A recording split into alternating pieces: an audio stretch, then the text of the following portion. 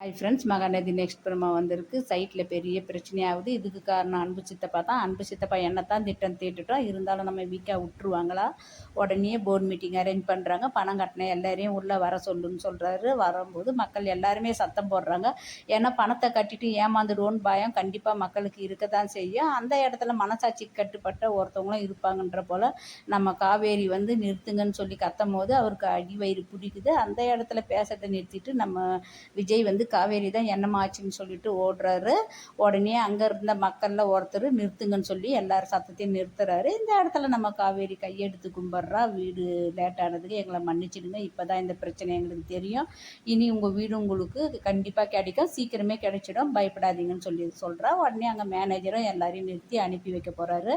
நம்ம அன்பு எவ்வளோ திட்டம் தீட்டி எவ்வளோ பெரிய பிரச்சனையை உண்டாக்கணும்னு நினச்சாலும் அது நடக்காது. இந்த சைட்டு பிரச்சனைக்கு காரணம் அன்பு தான் சொல்லிட்டு நம்ம வீக்காவுக்கு தெரிய போகுது. வீக்கா தெரிஞ்சு என்ன முடிவு பண்ணுறாங்க, என்ன முடிவு எடுக்க போகிறாங்க. அன்பை வீட்டில் வச்சுருக்கிற வரைக்கும் இது போல் பிரச்சனை வரதான் செய்யும். ஃபஸ்ட்டு அன்பு சித்தப்பா வீட்டை விட்டு அனுப்புனாவே எல்லாமே சரியாயிடும்னு அடுத்தது எபிசோடில் பார்க்கலாம். Bye by.